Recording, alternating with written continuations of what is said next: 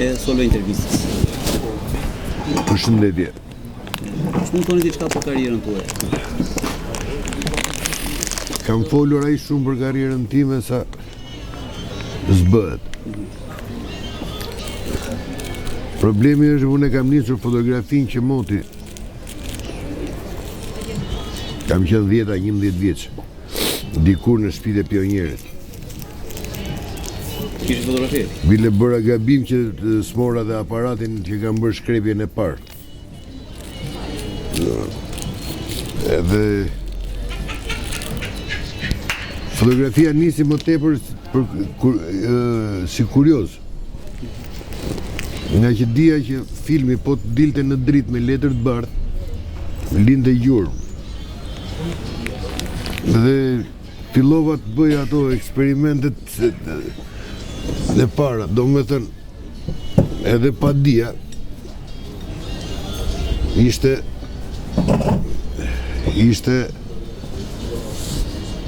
mere atere kur bënin fotografi na jepnin edhe një film.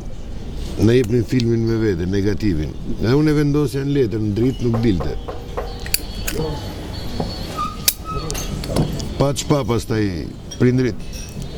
Pan çpan çuan në shtëpinë e pionjerit. Lagjes 8, këtu e kemi pasur afër. Aty fillova fotot e para. Me një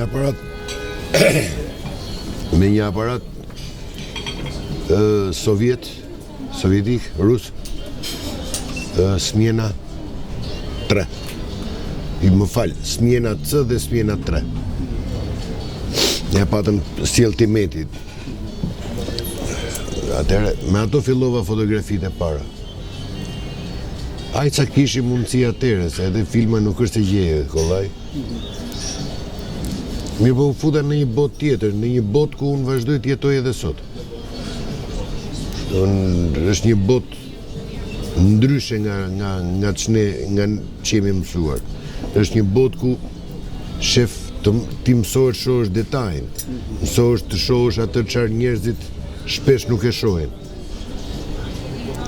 Kjo është, fotografia është ajo çfarë unë kam nga mëngjesi në darkë. Po, për ato mendon gjithkohë. Pasioni im është profesioni dhe pasioni fotografia, pasioni më i madh është libri. Pra, gjatë gjithë ditës unë merrem me fotografinë dhe lexoj, gjithë jetës ditë bëj. Ndoshta kjo është dhe një nga arsyet pse unë kam ngelur një çik me ato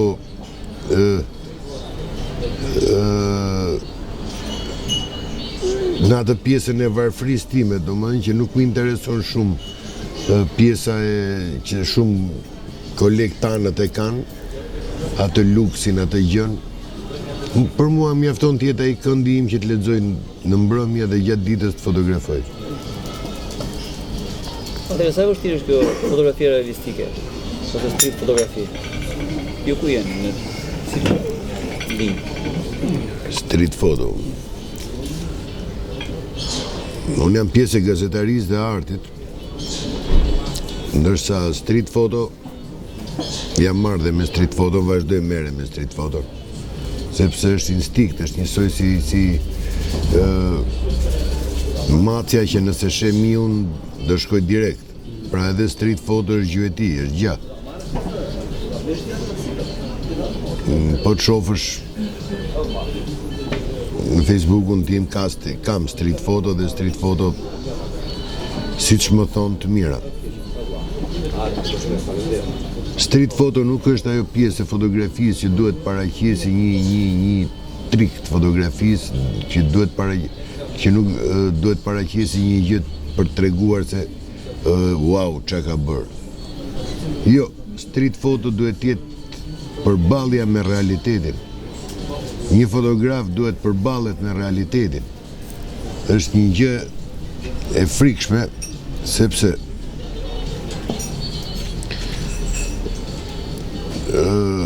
unë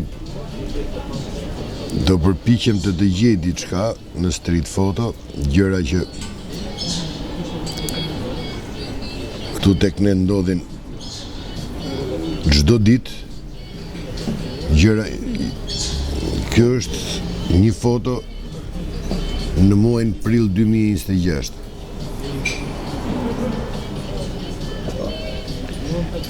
Kjo është street photo. Ku jetojmë sot? Ku jetojmë? Pra, ne përballemi mes luksit dhe mes jetës. Ne përballemi mes dëshirës për liri dhe një dëshire akoma më të zjarrt për të ndjerë të dhunuar. Për shqiptarët po. Sepse nëse nuk do shkonin për shqiptarët, shumë fenomene nuk do ndodhen. Shqiptari është mësuar nuk mund të dalit dot jashtë psikozës së dhunës. Dhe kjo ka një arsye që shpesh këta fotografë që pretendojnë se merren me fotografinë e rrugës kanë mundësirat paraqese shumë gjëra. Shqiptari nuk mund dalit dot jashtë mentalitetit të dhunës. Kjo për një arsye shumë thjeshtë. Për 45 vjet rresht shqiptarët nuk u ushqyen, u dhunuan, u trajtuan si sklever, u burgosën, u vranë. Nuk foli askush. 2013-2026 shqiptarët po dhunohen, po vriten, po taksohen, po i vën xhelep, se shqiptari duhet i vërë xhelep, në mënyrë që të bindet, që të mësoj. Nuk i del do të mbyllin muajin, po vriten nëpërmjet ushqimeve që nuk e din çfarë han. Shëndetësia jo është totalisht një katraur. Ilaçet po vrasin njerëz pafund, sepse janë allçi. Atëre, a mos ndoshta un kam të drejtë që të them shqiptari nuk jeton dot pa dhunë? Jo, po të shkosh shu po, ke drejtë. Unë kështu e shoh.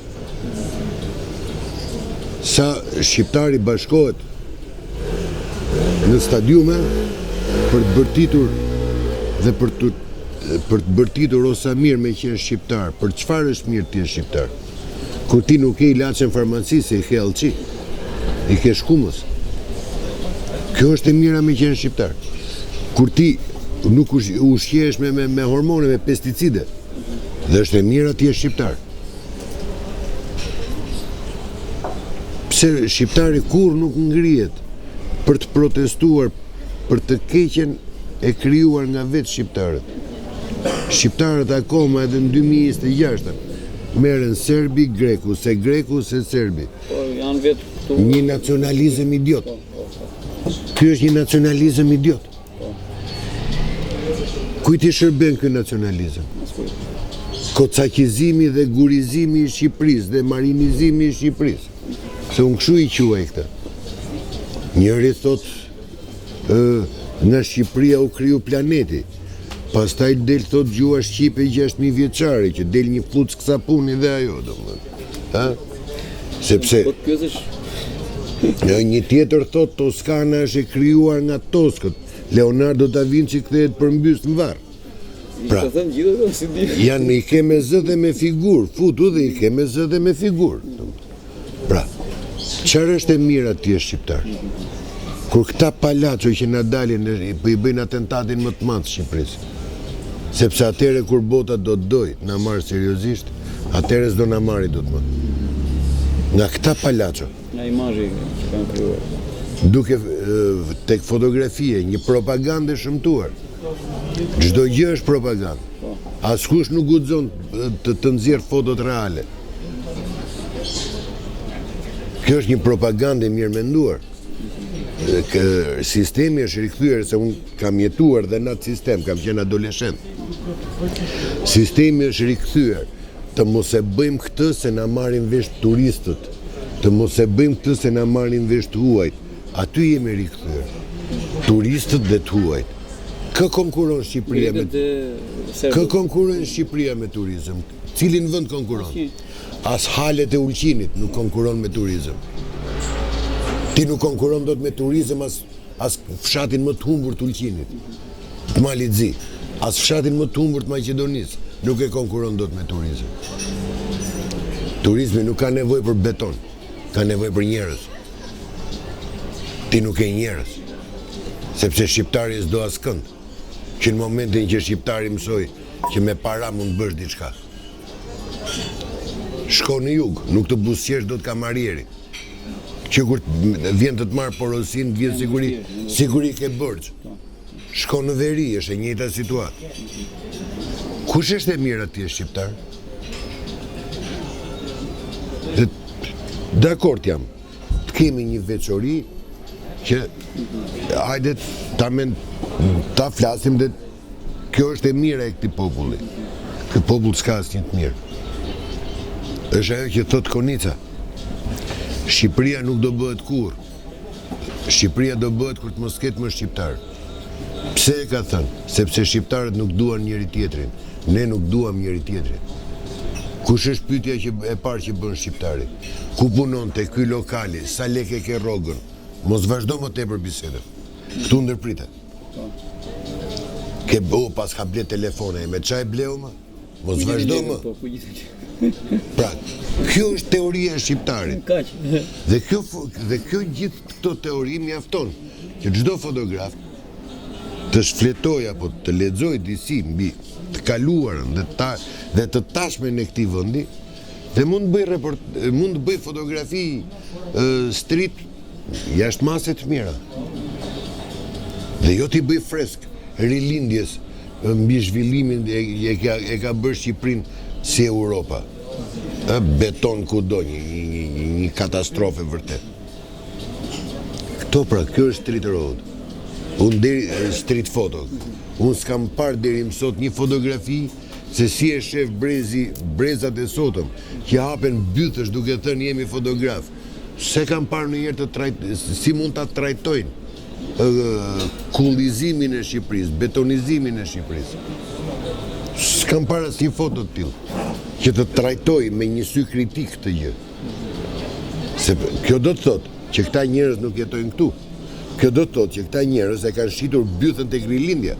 Kjo do të thotë që këta njerëz janë të mirë paguar nga sistemi i rilindjes për të mos paraqitur asgjë. Është e thjeshtë. Felix, foto që ka munduar më shumë, cila është? Ka shumë.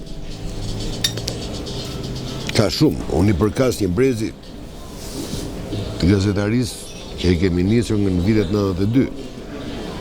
Foto ka shumë. Të mundimshme? Janë shumë të mundimshme, është të 97-a, është 96-a, 97-a, është kriza e Kosovës. Po, foto janë shumë. Ka shumë foto që janë të mundimshme. Dhe jo të mundimshme në realizimin e tyre, se sa të mundimshme në ngarkesën negative që ato t'japin. Në 97-ën unë nuk kam parë njerëz që të urrehen aq shumë mes vetes.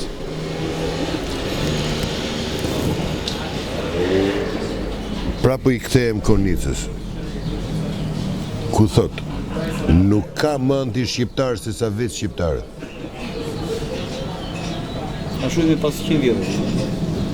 Nuk ndrojmë dot, është ADN-ja e shqiptarit.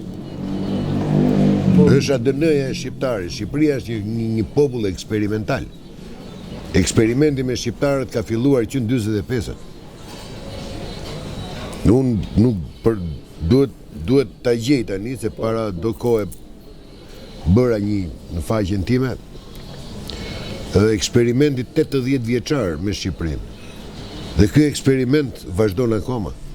Ne jemi një shtet eksperimental. Amerika bën eksperimentet me ne, Europa bën eksperimentet me ne. Dhe është fenomeni i popujve të vegjël, është fenomeni i popujve amorf, që s'kan arritur të bëjnë asgjë në jetën e tyre. Në 45-ën, Amerika filloi eksperimentin me grupet e diversionit. 46-ën, hodhi grupet e para. Dhe me pretendimin që në qoftë se kjo teori do funksiononte me Shqipërinë, do shtrihej edhe në kampin lindor. Pse nuk funksionoi me Shqipërinë?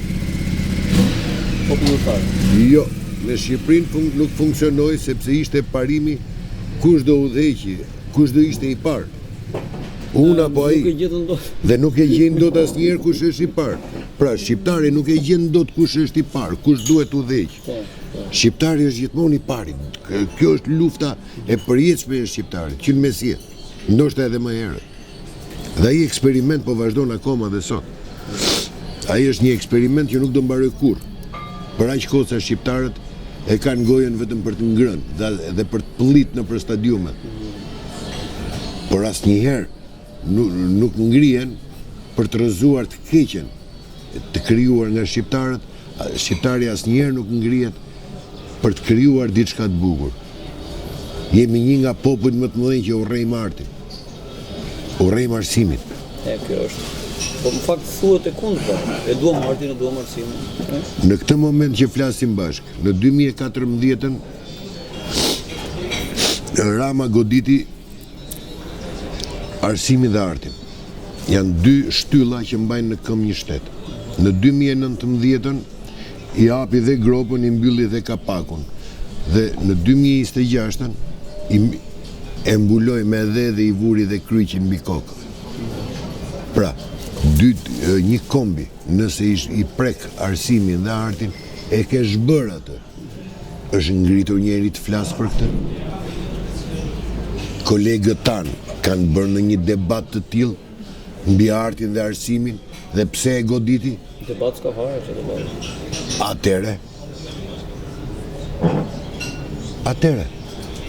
Debat për artin s'ka, për arsimin s'dit këtë. Nuk mund të ketë, sepse arti përfaqësohet nga reper, nuk përfaqësohet nga artist. Domethënë është privatizuar, nuk ka njerëz janë. Arti pamor përfaqësohet nga njerëz që i bëjnë shurrën sipër te lajos dhe i quajnë pikturë, domethënë. Pra, këtu jemi, në këtë fazë jemi. Jemi në këtë fazë.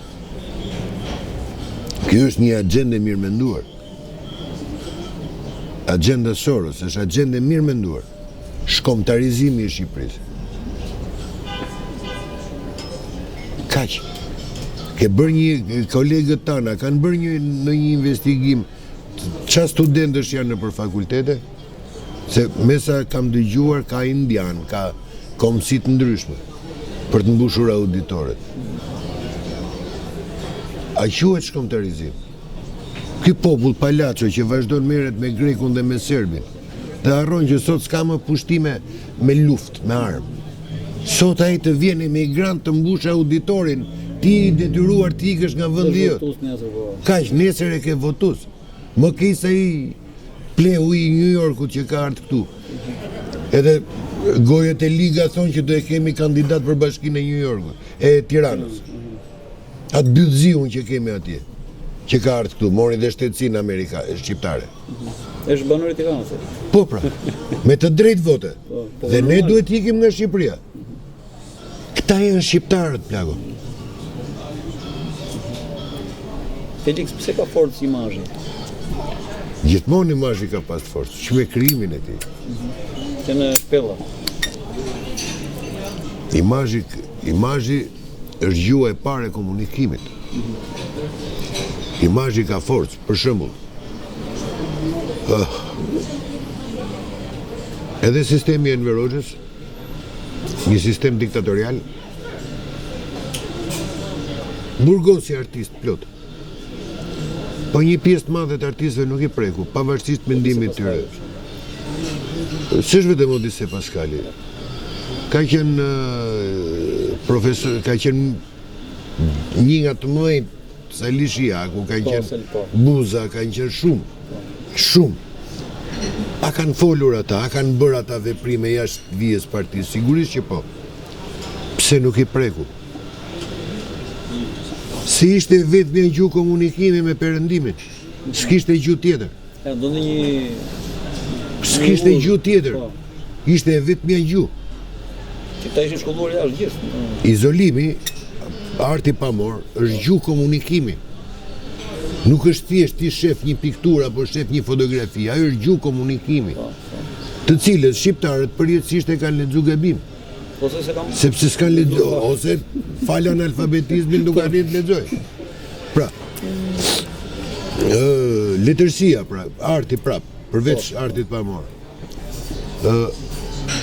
Ishte një gjuhë komunikimi shumë e fortë. Arsyeja, Për shembull, në letërsinë shqiptare, a është thënë që shqiptarët janë popull barbar, vrasës, hajdut? Është thënë. Është thënë. Po, ndërreshta. Jo ndërreshta, është thënë e zezë mbi të bardhë. Dhe e ka thënë Kadare, tek generali është një nga, po të marrë një rast. E ka thënë Kadare tek generali i ushtrisë vdekur. Po ku e ka thënë? Në gojën e Priftit. Ja, po shqiptarët e Priftit. Pra shqiptarët, jo ishte i huaj. Pra shqiptarët nuk arrin do të kuptojnë atë çfarë shkruar. Sepse gjithmonë merrnin partizanin Meke si shembull ideal për vazhdimsinë e jetës. Por kurse si nuk merrnin negativ personazhin i cili fliste të vërtetën se çfarë mut populli jemi ne. Dhe një analist të tillë e ka bërë Martin Camaj. Dhe unë nuk kam byth të dal mbi Martin Camaj. Para ti unë jam askushi. Pra, ky popull nuk arrin të mendoj. Bëhen emisione televizive pa fund, për çfarë? Për t'i bo fresk kujt? Rezultati, po. Rezultati. S'ke asnjë rezultat. Del një debile atje që e njoh prej shumë vitesh, që thotë të fshim filmat shqiptar. Jo, më zëm, pse do t'i fshish filmat shqiptar? Së pari, ti duhet të mësosh t'i shohësh ato filma. Duhet të mësosh se si kuptohen ato filma. Për kohën, kontekstin e kohën. Për kohën, sepse nuk mund të luash me një pasuri kombëtare. Sepse kemi të bëjmë me imazhin, me gjuhën, me artin. Ka pas dhe një kohë, shumë kohë. Dhe ti e kim, jo më zë, se ti shef partizanin Meke, nuk është fajt tim. Shif Priftin, ke generali ushtrisë vdekur. Shif tek Bujar Kapexhiun, që thot dolëm botën e lirë. Shif, po të marrë disa shembuj të thjesht, ke Tuçmakun ku i thot, po vjen vata, thot mirë se të vi, po ai është komunist, për të zezë të vete ka. Pra, shifni personazhin negativ, sepse në personazhit, këta personazh, në gjuhën e këtyre personazheve, është e vërteta mbi këtë popull. Ajo është e vërteta mbi këtë popull, nuk ke të vërtet tjetër. I është veshur një personazh. Skenaristët dhe regjisorët edhe shkrimtarët e kanë thënë hapur. Ajo është e vërteta mbi këtë popull. Edhe kanë justifikuar. A Gjitpropi dilte që ngrinte lartësonte partizanin Meke. O burra, dhe harrohesh te kjo pjesa tjetër. Sepse ç'a ndodh? Një popull në një popullat, nëse hap frikën, ti e komandon atë. E komandon si duash. Enver Hoxha në 45-ën me burg litare pushkati merdi. Edi Rama në 2013 me burg erdi. Për 3.000 lek të vjetër, për 3.000 lek, 30.000 lek të vjetra, vrau veten tjetrin qeli. Dhe nuk është vetëm një rast, janë shumë raste. Ky popull trim që merret me grekun e me serbin, pse nuk merret njëherë me hallet e veta? Të paktën unë edhe disa kolegë mit e kemi dhënë në për imazhet tona këtë gjë. Dhe se ka rrujt njëri për ta parë. Se këtu ndalin, bëjnë analistin nga domethënë nga politika, geopolitika, deri ke synetliku janë të njëjtat personazhe. Ai që flet për geopolitikën, flet edhe për synetlikun, e kupton? Është kompetent. Pra, fenomene. Këta pra jemi. Po mirë, janë trima shqiptarë? Trima? Më thuaj një rast. Jo, se kanë kënduar për trimërinë, po. Zakonisht kënga ngrihet për atë që s'është. Më thuaj një. Nuk kam qenë fëmijë i vogël kur kam dëgjuar një histori treguar nga Xhebrogjiga. Që dhe pyetën, Xhaxhebro tha si u vra Selam Labi. Po çu vra Derzi, tha unë pa shpir një pagure Selami 2, tha unë u fshe ai ku tha. Më thuaj një. Kundër kujt luftuan shqiptarët? Kundër kujt po luftojnë shqiptarët? 600 vjet ishin në perandorinë osmane. Çfarë luftove? Po. Ndrove çdo gjë. Ndrove fe e atë dhe. Po. Pse se bëri Bullgaria, Serbia, Rumania, të gjithë ishin pushtuar nga perandoria osmane. Pse vetëm Shqipëria ngeli 600 vjet? Sepse ne dumbabën, ne jemi popull tallava. Dhe nuk mund të lartësohet një popull, nuk mund të mësohet një popull me imazhin, kur ai nuk ka lexuar abetaren akoma. Imazhi është gjuhë e kompleksuar, nuk është e kollajt. Do mund të arrish të perceptosh imazhin. S'është e thjeshtë. Do një formim. Sigurisht që po, s'është vetëm çështje formimi, është çështje e perceptimit, çështje e kuptimit. Si shikon ti lidhjen e fotografisë me politikën? Në çfarë sensi? Po në sensin po themi të reportazheve fotografike, pasqyrimit nëpërmjet fotografisë, të imazhit, komunikimit me publikun. Fotografia është një gjuhë shumë e fortë propagande. Fotografi gënjen, fotografia nuk mund gënjej. Fotografi si person, gënjen. Mund gënjej. Sot ka fotograf që gënjejnë edhe nëpërmjet fotografisë. Arsyeja që e them këtë, në kohën e Enver Hoxhës ishte një zyrë agitpropit që merreshte me çdo gjë. Kemi parë fotografitë e Enver Hoxhës të retushuara, hequr personazhe, bërë që Enver Hoxha dilte i pari kudo, domethënë se shqiptarët gjithmonë për të parin e kanë ardhur. Doli atëre tregohet dhe Barcalet, buzëqeshja e prodhimit, një fotografi e famshme e një fshatari pa dhëmb, tmerrsisht të lodhur, me një shalqi në dorë dhe që i buzëqeshte, dhe diqitura poshtë ishte buzëqeshja e prodhimit. Ka pas shumë foto atëre. Sot, unë nuk kam parë, domethënë unë jam fotograf, dalë në për Tiranë dhe unë, si që dalin brigadat e Ramës dhe të Veliat që moti. Si shifi ato foto? Nuk i shoh ato foto. Madje, vetëm Erion Velia arritit që të bëj diellin në veri, lindjen e diellit në veri, se zakonisht lind këtej. Doli një foto, qarkulloi një foto atëre, domethënë Photoshop e gjallë. A gënjen fotografia? Mjafton të shofësh faqet e Ramës, të Veliajt ose faqet e rilindjes. Ajo është fotografia e propagandës. Ajo fotografi nënshtroi një kom. Ajo fotografi e çoi këtë popull këtu ku është sot. Ajo fotografi po shkatërron këtë popull. Sepse ne jemi popull idiot. Ne nuk mund të jetojmë dot pa edicionin e lajmeve, sa ashtu jemi mësuar. Në orën 8 dhe ishte emisioni lajmeve dhe duhet ulesh ta mbaje me shënime, siç kanë thënë nëpër lajme. Dhe ne nuk jetojmë dot pa to. Jetojmë shkoj lajmet e Spanjës, të Italisë. Dhe i biri Kristaqi domethënë i mësuar mjaft mirë me ideologjinë e kohës, asaj kohe, se ishte i rritur në shtëpi. Të njëjtën gjë po bën. Imazhi. Imazhi është zhvillimi ose vrasja e një kombi. Ne jemi ke e dyta, sepse shqiptarët i ke gjithë kohës këtu. Dhe, a doli ai bombardimi i famshëm i Dubajt se ç'kishin bërë, që kur e pash, qesha një.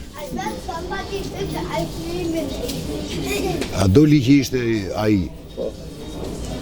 Kjo është lufta e sotme. Imazhi është lufta e sotme. Pse? Sepse ai terrorizon popujt. Nëse një popull terrorizohet, ti i bën çfarë të duash me atë popull. E shtyp si mizën me këmbë. Ky është lufta e imazhit sot. AI, inteligjenca artificiale. Kjo është lufta sot. Se shqiptarët mendojnë që lufta e tretë botërore do jetë me pushk. Jo, lufta e tretë botërore është pikërisht kjo. Inteligjenca artificiale. Sa ta gjesh ti, mbas 4 ditësh që është AI, ka mbaruar loja. Po, shqiptarët se nuk protestojnë, apo protestojnë? Apo s'kam për çfarë protestojnë? Vetëm një herë është bërë një protest që është regjistruar në arkiv, është protesta e 36-ës në Mosgaboj në Korç, me tabela duam punë dhe duam bukë, e udhëhequr nga Mia Lago. Duam punë dhe duam bukë. kjo ishte protesta. Edhe atë u futen Veroxha e politizoi. Për çfarë proteston shqiptari? Më thuaj një shqiptar që mund të protestoj për pesticidet që ham çdo ditë. Një. Më thuaj një shqiptar që më lidhet del në shesh për të bërtitur për sistemin arsimor, për të bërtitur për sistemin shëndetësor. Një. Kish vajtur policia, kish blokuar një TJ, këtu mbrëm ishte bërë nami në përrjete, blokohet TJ, një bytëzi do vi t'japi një koncert këtu, po bëhet nami se çfarë është ai rob do më që do vika këtu. Ndërkohë shqiptarët vdesin, është bërë kanceri si grip. Arsyeja, askush nuk flet. S'është e panjohur, po askush nuk flet. Ta përën shqiptarët që jemi ne për ditë. Është e thjeshtë. Po ushqimi shpirtëror mungon në shoqërisë? Kë quhen ushqim shpirtëror? Po leximi, të marrit me art, të parë të art. Tash jetë e prove. Që shqiptari tulet dhe të lexojë është sakrilegj. Shqiptari tulet dhe të perceptojë është një sakrilegj shumë i madh. Të mendoj? Të mendoj jo, se nëse do mendonte... Do ishte ullur. Shqiptari pikërisht mendimin s'ka. Ti shif brecat e sotëm. Brezi i sotëm e para ka bo sherr me librat. Domethënë e dyta pa telefon nuk mund t'jetoj dot.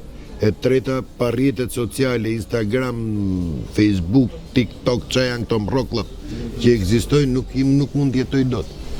Dhe tjetra thot, tashi që ka dalë inteligjenca artificiale, ChatGPT-ja i famshëm, ku me ChatGPT komandohet e shteti, mjafton të dëgjosh fjalimet e këtyre politikanëve që flasin nga mëngjesi në darkë, që treqareku s'din shkrim e lexim.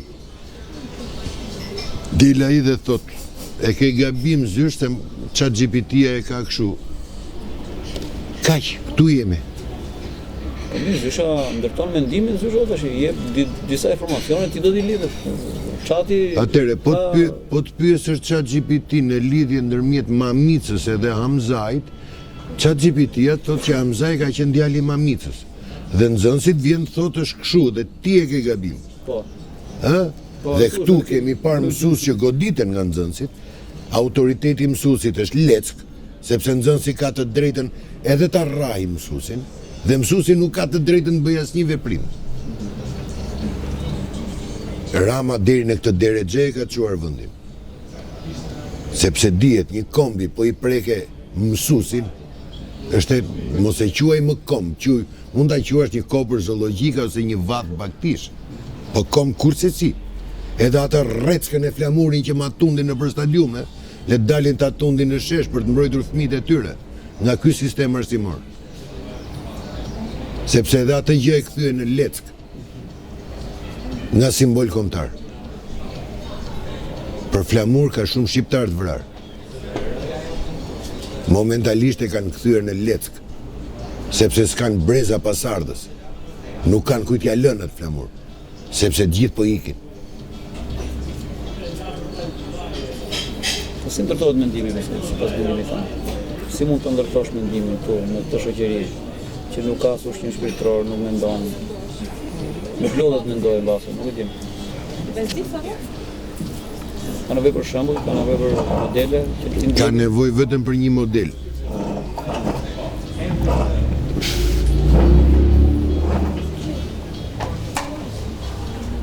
Prindrit e këtyre fëmijëve të brezave të sotëm duhen mbyllur në stadiumin Qemal Stafa. Duhen mbajtur aty si në vath baktish. Dhe mësuesit duhet fillojnë të mësojnë shkrim dhe këndim, që ai prind jetë i përgjegjshëm në rritjen e fëmijës të tij. Kaq. Familja është ajo çfarë ne kemi pasur të shenjtë tonë. Pikërisht familja është prekur, arsimi është prekur dhe arti. Çfarë duhet preket më që shqiptarët jetojnë? Duhet merren akoma serbi dhe greku? Ata janë në rregull me punët e tyre. shqiptarët janë në rregull. Felix, kemi një mesazh për publikun fundfare. Bisedës. Tham shumë gjëra, po një gjë. Nuk di ç'mund të them për këtë gjë. Për mua gjëja më e thjeshtë si mesazh është lexoni libër dhe jo telefon. Gishtin e mesit përdoreni për ta faqen e librit dhe jo gishtin e madh për të bërë scroll në telefon. Nëse një popull lexon, ka një lloj shprese. S'kam çfarë them tjetër më shumë se kaq. Falenderoj Felix, shumë i fortë je. Uroj suksese në punën tënde, që është shumë e vështirë, unë e di e kuptoj. Nuk e bëj dot. Do të ta bëja, po nuk kam kohë. S'kam kohë fizike, domethënë.